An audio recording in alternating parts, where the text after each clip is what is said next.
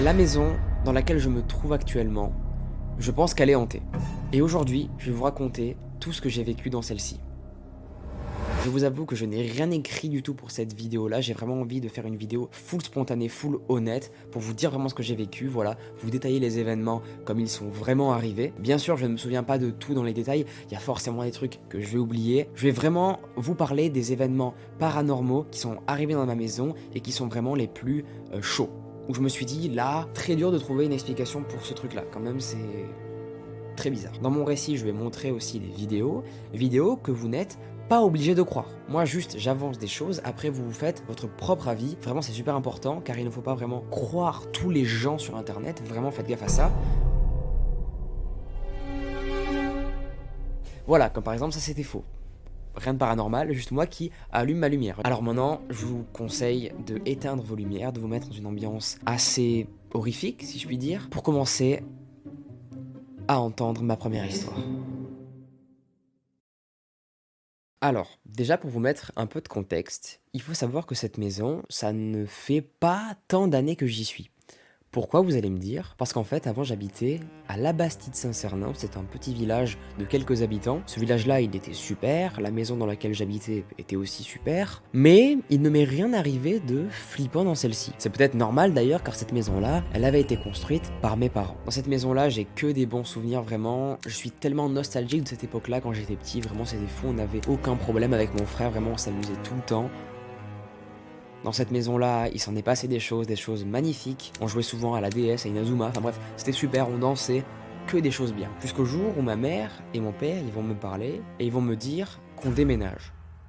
Alors bien sûr, ils m'en avaient déjà parlé et je savais que ça allait se passer, mais pas aussitôt. Mais bon, en vrai, je comprenais un peu leur décision, car ma mère, en fait, voulait se rapprocher de son travail qui était super loin de là où on habitait. On va donc, par la suite de ça, emménager dans la maison, ça va super bien se passer, vraiment, tout se passait bien. Et va arriver le premier événement un peu bizarre. Il faut savoir que la même année, j'ouvre ma chaîne YouTube, donc il y a environ 3 ans, et je décide de faire des vidéos, voilà, et une notamment avec mon frère. Et c'est dans cette vidéo que le premier événement étrange va se produire. D'ailleurs, n'hésitez pas, si vous voulez l'envoyer au grand JT, vous pouvez, je vous y autorise, car c'est assez fou ce que j'ai filmé ce jour-là. Il faut savoir que ce jour-là, voilà, j'avais demandé à mon frère s'il voulait tourner avec moi une vidéo où on réagissait à des vidéos un petit peu terrifiantes que j'avais trouvées sur YouTube. Il a complètement accepté et c'est super cool de sa part. Bref, on tourne ça et tout, tranquillement, on se rend compte de absolument rien. Je fais le montage et en regardant le rush, je me rends compte qu'il y a un truc que j'ai filmé qui est super bizarre.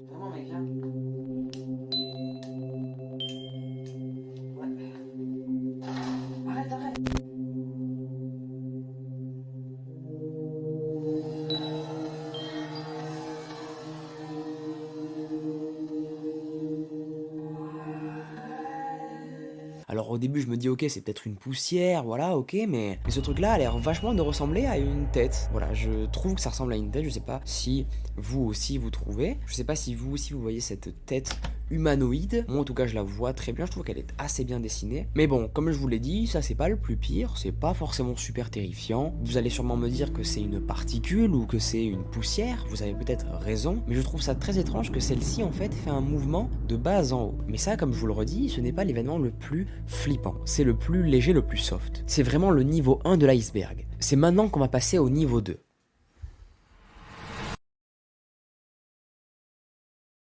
Le deuxième événement assez chelou qui m'est arrivé, c'est encore à cause d'une vidéo, figurez-vous, et c'est quand j'ai voulu commander une poupée hantée. J'ai voulu, comme le grand JT, comme j'étais super fan à l'époque de ces vidéos, et encore toujours, commander une poupée soi-disant hantée. Alors moi, j'y croyais pas du tout, mais je me suis dit pour la vidéo ça peut être cool et tout, de lire l'avis qu'il a sur eBay, puis après de la commander, et ensuite pour la tester en vidéo. Rien ne se passe en vidéo, il n'y a rien de bizarre qui se passe, absolument rien, juste je la déballe, c'est cool, ça fait un petit contenu sympa, et ça s'arrête là.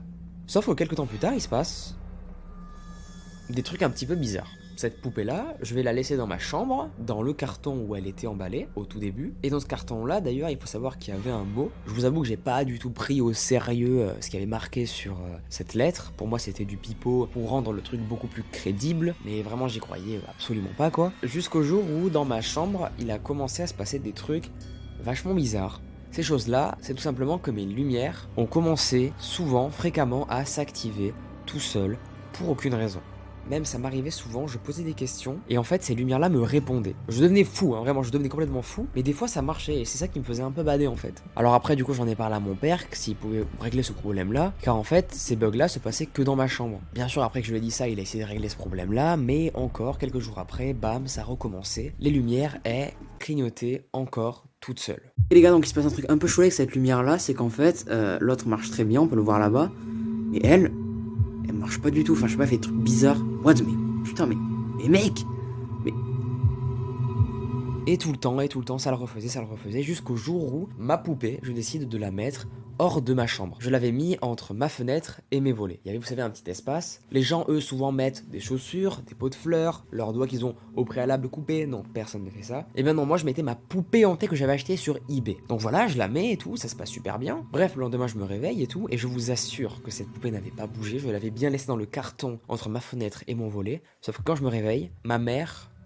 me dit qu'elle a retrouvé la poupée déchiquetée dans le jardin.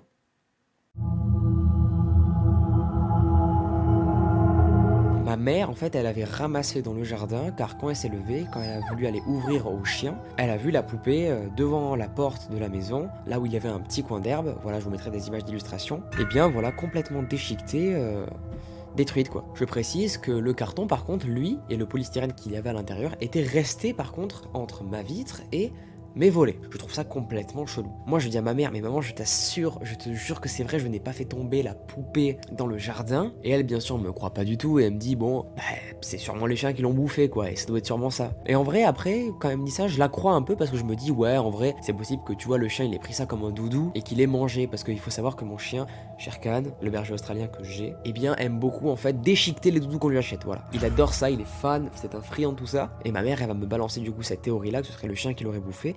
Et moi je vais la croire. Et en vrai, ça tient la route. La poupée, bien sûr, après ça, je l'ai jetée à la poubelle. Et il faut savoir que depuis, le bug des lampes dans ma chambre n'a plus jamais eu lieu.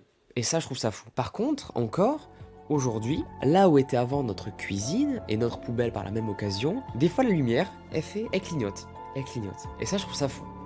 Je trouve que la coïncidence est folle, même si je pense que c'est un bug d'électricité qui est en bas. Je trouve ça quand même super bizarre. Mais bon, allez, on va rationaliser encore ça et on va se dire que ça peut s'expliquer. Ok.